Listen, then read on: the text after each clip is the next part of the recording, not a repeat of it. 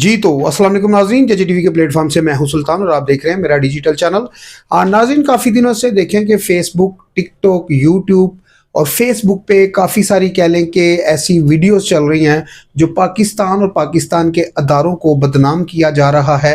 कह लें कि कुछ लोग तो पाकिस्तानी फ़ौज को बदनाम कर रहे हैं, कुछ लोग रियासत पाकिस्तान को बदनाम किया जा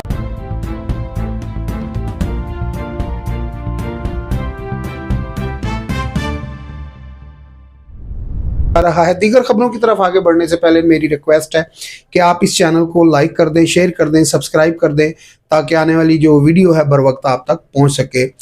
बढ़ते हैं नाजरीन, जो कह लें कि जो सोशल मीडिया कह लें कि जो लोग हैं जो सोशल मीडिया इस्तेमाल करते हैं, फेसबुक हो गया, यूट्यूब हो गया, टिकटॉक हो गया और दीगर जो ऐसी जो ऐप्स हैं, जितने भी लोग जो यूज़ करते हैं, आपने काफ़ी सारे लोगों को देखा होगा जो फ़ौज को बदनाम करने का कोई भी कह लें कि ऐसा हरबा नहीं है, कोई भी ऐसा मौका नहीं है, हाथ से नहीं जाने देते। उनकी कोशिश होती है हर तरह से फ़ौज को बदनाम किया जाए, यानी कि जो फ़ौज की इज़्ज़त है उसको किसी न किसी तरीके से इन लोगों की कोशिश होती है कि डिग्रेड किया जाए।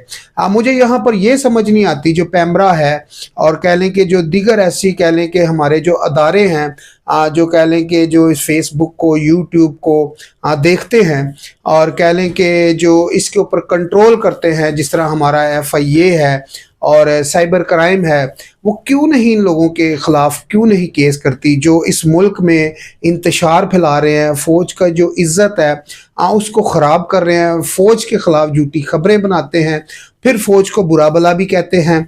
तो मुझे निहायत ही अफसोस के साथ ये वीडियो बनानी पड़ रही है कि अगर पाकिस्तान की जो फ़ौज है, अदारे हैं, अगर आप अपने माँ बाप की या बहन भाई की या किसी भी अपने बड़े बुज़ुर्ग की माशरे में इज़्ज़त नहीं करते तो बाहर वाले उसकी कभी इज़्ज़त नहीं करेंगे। तो खुदारा चंद चंद ऐसे लोग हैं जो बैठ के, जिनके हाथों में मोबाइल होता है और कह लें कि कैमरा ऑन करते हैं, वीडियो बनाते हैं, कभी कह लें कि फ़ौज को बदनाम करते हैं, कभी वज़ीर आज़म को बुरा भला कहते हैं, कभी कह लें कि डायरेक्टली अदारों को, ISI को और कह लें कि जो हमारे सिपा सलार हैं उनके ऊपर अटैक करते हैं। और अफसोस होता है मुझे उन लोगों के ऊपर कि क्या ये लोग पाकिस्तानी है भी हैं या नहीं है। ये ज़्यादा जो कह लें कि जो ख़बरें आ रही हैं, जो लोग ज़्यादा फ़ौज को बदनाम करते हैं, कुछ लोग तो ऐसे हैं जो ओवरसीज़ पाकिस्तानी हैं, जो पाकिस्तान से बाहर बैठे हुए हैं, जिनको बस ये बता दिया जाता है कि ये आपने ख़बर चलानी है और इसके ऊपर आपने फ़ौज को बदनाम करना है। हाल में आपने देखा होगा, माजी में भी लोग ऐसे सामने आए कि जो कह लें कि जो नवाज शरीफ साहब का कह लें कि जो लंदन में दफ्तर है उसके आगे PTI के लोगों ने जाके एहतजाज भी किया। और जब कह लें कि बाहर के मुल्कों में एहतजाज किया जाता है PTI की जानिब से, तो उसमें फ़ौज को और फ़ौज के जो सिपा सलार हैं उनको काफ़ी बुरा भला कहा जाता है। यही वो फ़ौज है जब इमरान खान साहब कह लें कि पाकिस्तान के वज़ीर आज़म थे और कमर जावेद बाजवा साहब इस फ़ौज के कह लें कि सिपा सलार थे, आर्मी चीफ थे। उस टाइम पर ये फ़ौज ठीक थी। जैसे इमरान खान साहब की हुकूमत जाती है तो इसमें PTI के जो लोग हैं उनको काफ़ी सारे नुक्स दिखने शुरू हो जाते हैं। इसमें अब लोगों ने एक कह लें कि मजाक बना लिया हुआ है कि कोई भी बात होती है तो सारे मिल के उसके पीछे पड़ जाते हैं। पिछले दिनों में कह लें कि एक शायद अफरीदी साहब की जो क्रिकेटर हैं साहब का, उनकी एक तस्वीर आती है तो उसमें उन्होंने कुर्ता और शलवार पहनी हुई थी, तो उसी तस्वीर को शहबाज गिल साहब ने टैग करते हुए कहा जी ये जी इमरान खान साहब, एक और इमरान खान को माइनस करके तो शायद अफरीदी को सामने लाया जा रहा है। उसके ऊपर इतनी तनकीद की गई, इतनी तनकीद की गई शायद अफरीदी के ऊपर कि वो अभी तक वो तनकीद चल रही है, अभी तक जो PTI के लोग हैं उनका पीछा नहीं छोड़ रहे।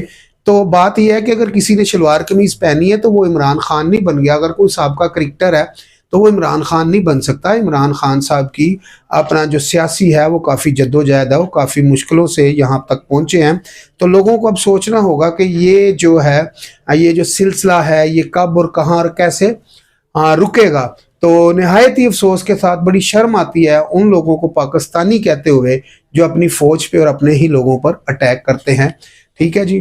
तो कुछ लोग मैदान में आ जाते हैं जी, हमारी फ़ौज जो है कि ये तो सीमेंट बेचते हैं, ये तो कारोबारी हैं, ये रियासत को कैसे संभाल सकते हैं, ये तो कह लें कि बिजनेस टाइकून हैं, ये कैसे मतलब जो फौज है मुल्क को संभाल सकती है? तो मेरे भाई, मुल्क को संभाला हुआ है, फौज ने संभाला हुआ है, तो आपका मुल्क संभला हुआ है, ठीक है। नहीं तो कब से इंडिया आपकी गर्दन के ऊपर पांव रख के आगे गुजर चुका होता। तो लिहाजा बात यह है कि फौज की इज्जत किया करें, ताकि आने वाले दिनों में यही फौज जो है आपके मुल्क के लिए और आपकी रियासत के लिए मुहाफिज है, ठीक है ना। यही वो फौज है जिसने 1971 1965 की जंगें लड़के आपके मुल्क को बचाया था। कुछ लोग कहते हैं जी कि जो कह लें कि आधा मुल्क जो है इनकी अपनी नाअहली की वजह से, फौज की नाअहली की वजह से आधा मुल्क जो है इन्हें गवा दिया। तो मेरे भाई, जब आप जैसे लोग होंगे गद्दार, आप जैसे लोग होंगे बेईमान जो फौज के ऊपर तनकीद करेंगे, तो ये आधा तो क्या, ये सारा मुल्क भी आपसे छीन लेंगे। तो लिहाजा अपनी फौज को सपोर्ट करें, जो आपका छीना हुआ मुल्क है वो भी आपकी फौज आपको वापिस दिला सके। तो लिहाजा खुदारा फौज के साथ मिल के रहें। फौज ही एक ऐसा अदारा है जो मुल्क के लिए काम करता है और मुल्क के लिए ही वो बेहतर सोचता है। और जितने भी फौजी हैं, हमेशा मैं आपको यही कहता हूँ कि जब भी मरा है मुल्क के लिए बॉर्डरों पे एक फौजी, एक सिपाही मरता है, ठीक है। और कह लें कि फौज में भी होंगे कोई काली बेड़े होंगी, मैं ये नहीं कहता नहीं है, लेकिन बात यह है कि पूरी फौज को अटैक करना ये गलत है, ये कहाँ का इंसाफ है। दूसरी खबर की जानिब नाज़रीन आगे बढ़ेंगे कि जैसे आपको मालूम है बसंत आई, बसंत के हवाले से काफ़ी कह लें कि कंट्रोल भी किया गया। पिंडी में बसंत हुई, इस्लामाबाद में हुई, लाहौर, फैसलाबाद, दीगर शहरों में बसंत का जोर था। उसकी जो बसंत के हवाले से कह लें कि काफ़ी सारी पाबंदियां थी। पुलिस वाले भी काफ़ी एक्टिव थे। यहाँ पर मरी रोड पे हमने देखा कि जो ऊपर से गुजरने वाले अंडरपास हैं उनको ब्लॉक कर दिया गया था कि अगर अंडरपास से कोई गुजरता है तो कोई डोर से किसी का गला ना कट जाए। काफ़ी कंट्रोल किया कह लें कि थाना न्यू टाउन ने, रावलपिंडी मरी रोड पे थाना न्यू टाउन, SHO साहब है लुकमान साहब, उनने बड़ा अच्छा इंतज़ाम किया हुआ था। फिर कह लें कि जो सादकाबाद थाना है इसका बड़ा अच्छा कंट्रोल था, बन्नी थाने का बड़ा अच्छा कंट्रोल था, और कह लें कि वारिस खान थाने का बड़ा अच्छा कंट्रोल था। लेकिन पूरे पाकिस्तान में ये कंट्रोल था, लेकिन उसके बावजूद पतंगें उड़ी, लोग पकड़े गए, लोग मरे, लोग जख्मी हुए, हवाई फायरिंग के वाकयात भी सामने आए, काफ़ी सारे ऐसे मामलात हुए। लेकिन एक ऐसी मौत हुई फैसलाबाद में कि जिसने सोशल मीडिया पे उस बंदे की गर्दन को ज़िबा होते हुए देखा, उस बंदे को ज़िबा होते हुए देखा, तो काफ़ी सारे लोगों के कह लें कि दिल हिल के रह गए कि ये भी और ऐसी भी मौत होती है, एक जवान मौत। फिर उसके बाद कह लें कि जो पाकिस्तान का जो सबसे बड़ा सूबा है पंजाब की जो वज़ीर आला है मरियम नवाज साहबा, वो उनके घर गई, साथ में नवाज शरीफ साहब भी गए अफसोस करने के लिए। लेकिन उस बच्चे की माँ की आंखों में आंसू, ये रो रो के कह रहे थे और सवाल कर रहे थे इस रियासत से, इस रियासत के कह लें कि बड़े बड़े मनसब पे बैठे हुए हैं, उनसे ये सवाल कर रहे थे कि खुदारा जब आप इस रियासत पाकिस्तान की, इस रियासत के बड़े बड़े मनसब पे बैठे हुए वज़ीर आला, वज़ीर आज़म साहब और दीगर जो कह लें कि जो अदारे हैं, उनसे उस माँ के आंसुओं, एक एक आंसू उनसे ये पूछ रहा था कि खुदारा इन चीज़ों पे कैसे कंट्रोल होगा। मुझे ये नहीं समझ आता कि हमारी जो एंटी नारकोटिक्स है, कह लें कि जो पंजाब पुलिस है, इस्लामाबाद पुलिस है और दीगर ऐसी FIA है, CIA है, उसके बावजूद ये पेशावर से ये पतंगे और डोरे कैसे पिंडी शहर तक, लाहौर शहर तक पहुंच जाती है। आखिर काली बेड़े हैं तो ये यहाँ तक सारे मामलात पहुंचते हैं। तो लिहाजा मुझे आज भी वो शहबाज शरीफ साहब का एक डायलॉग याद आता है कि अपनी मंजी थले डांग फेरने की ज़रूरत है। फिर आपा डॉक्टर फरदौस आशिक अवान साहबा का भी ऐसा एक डायलॉग था कि अपनी मंजी थले डांग फेरो। मसला ये है कि अदारों को चाहिए कि जो अदारों में काली भेड़ें हैं उनकी अब सफाई करने का वक्त आ चुका है। कह लें कि उस माँ से पूछें जिसका वो जवान बेटा कह लें कि गले में डोर फिरने से ज़िबा हुआ है। और खुदारा आज भी कह लें कि जो इस्लामाबाद से रिपोर्ट आई है, और इस्लामाबाद में क्या रिपोर्ट आई है, G11 से एक बच्ची गाड़ी के सनरूफ से बाहर निकली हुई थी, तो डोर की वजह से वो बच्ची ज़ख्मी हो गई है। तो ये देखें, ऐसे और भी काफ़ी ऐसे वाक़यात हैं, काफ़ी लोग ज़ख्मी हुए हैं। तो यकीन करें, दिल को बड़ा एक परेशानी सी होती है कि हमारे अदारे जो हैं, क्या ये सोए हुए हैं? हमारे मुल्क में चरस बिक रही है, गर्दा बिक रहा है, आइस बिक रही है, शराब बिक रही है, गोश्त हमें सरकारी रेट पे नहीं मिल रहा, सब्जियां हमें सरकारी रेट पे नहीं मिल रही। हर बंदा जो है अपनी मन मर्जी के रेट पे ये चीज़ें बेच रहा है। तो मुझे बताएं, फिर गवर्नमेंट कहाँ है, रियासत कहाँ है, अदारे कहाँ हैं? अदारों का काम है कि जो अवाम आपको टैक्स देती है, अवाम के टैक्सों से अदारे चलते हैं, तो उन अदारों का काम ये है कि उन लोगों को पकड़ें कि जो चरस बेच रहे हैं, गर्दा बेच रहे हैं, शराब बेच रहे हैं और दीगर ऐसी मंशियात बेच रहे हैं, उनको पकड़ा जाए। फिर आप देखें कि हमें जो गोश्त, सब्जी, दालें, मुर्गी, ये चीज़ें हमें सरकारी रेट पे नहीं मिलती। हर दुकानदार अपनी मर्जी से बेच रहा है। आज मैं चीनी लेने गया, एक दुकानदार से मैंने पूछा किस तरह किलो है, उसने कहा जी 160 रुपये किलो है। एक दुकानदार के पास गया तो उसने कहा जी 150 रुपये किलो है। ज़्यादा फिर आगे जाने की मैंने जहमत नहीं की। मैंने कहा यार, वो 60 दे रहा था, ये 50 दे रहा है, तो ठीक है। आया, मुझे तो ये भी नहीं पता कि सरकारी रेट है क्या। उसकी वजह क्या है? उसकी वजह ये है कि जितने भी हमारे कह लें कि ये अदारे हैं, जो इस चीज़ को, जिन लोगों ने आवाम तक रिलीफ पहुंचाना है, आप लोग जब तक सख्ती नहीं करते तो दुकानदार सीधा नहीं हो सकता। कह लें जब तक आप सख्ती नहीं करते। अभी मैं एक टीवी पे प्रोग्राम देख रहा था, सरकारी रेट था उस फल का 56 रुपीज़, यानी कि 56 रुपये उस फ्रूट का रेट था। ठीक है, तो वो रेडी वाला बेच रहा था 180 रुपये, यानी कि 200 रुपये वो बेच रहा था जो किन्नू माल्टा था। ठीक है, तो हर बंदा, एक रेडी वाला अपनी मर्जी कर रहा है भाई, हर बंदा अपनी मर्जी कर रहा है। तो मुझे बताएं, ये अदारे, ये रियासत फिर किधर है? तो बड़ी कह लें कि एक खौफनाक सूरत हाल है मुल्क पाकिस्तान के लिए।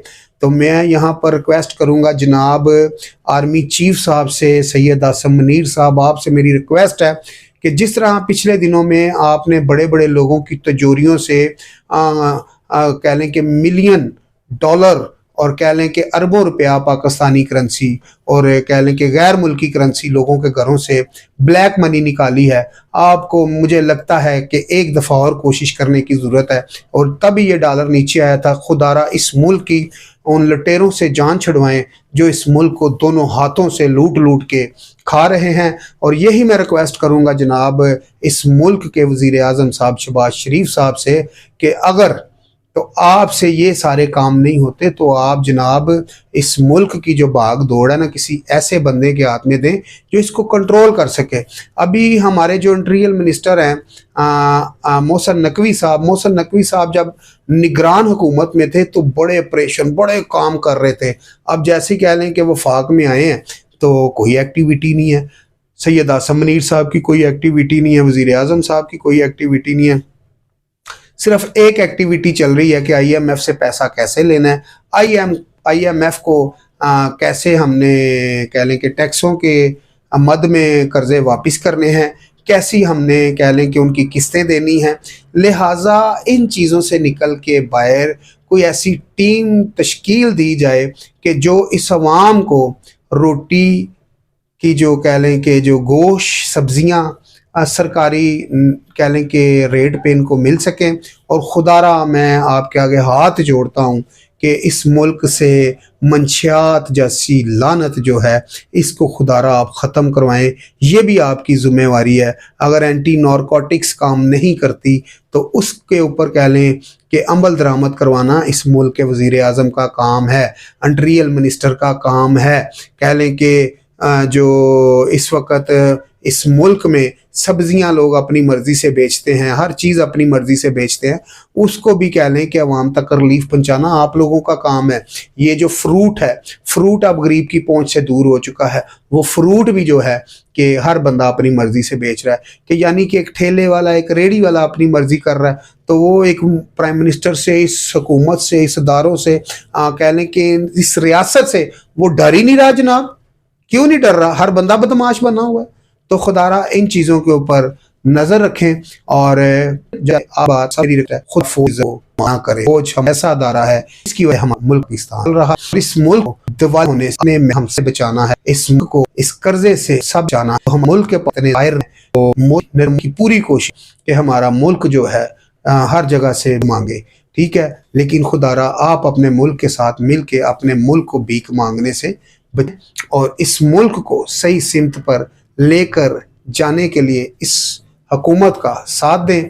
और जहां पर भी आपको करप्शन नज़र आती है तो 15 पे कॉल करें और उन लोगों पे कह लें कि एक्शन करवाएं जो इस मुल्क को लूट के खा रहे हैं, और जो कह लें कि सही रेट पे आपको चीज़ें नहीं दे रहा बंदा, उसको 15 पे कॉल करके ज़रूर अंदर कराएं। उसकी वजह यह है कि उतना ही हक इस मुल्क को बचाने के लिए हर पाकिस्तानी का है जितना कि वज़ीर आज़म का, एक पुलिस वाले का और एक अदारे का है। आप भी एक अदारा हो, आप भी पाकिस्तानी हो। अपने मुल्क में अगर आपके मुल्क में कोई ऐसा कह लें कि शख्स है जो आपको चीज़ 20 रुपये वाली 30 रुपये की दे रहा है और 30 वाली चीज़ 500 में दे रहा है, तो उसका हक बनता है कि आप एक कॉल करें। हर बंदे के हाथ में मोबाइल है तो वहाँ पर पुलिस को बुलाएं और बताएं कि ये बंदा जुल्म कर रहा है और ये चीज़ बहुत महंगी बेच रहा है, तो लिहाजा आप इसके ऊपर कानूनी कार्रवाई करें और आप ये कानूनी कार्रवाई करवाएं।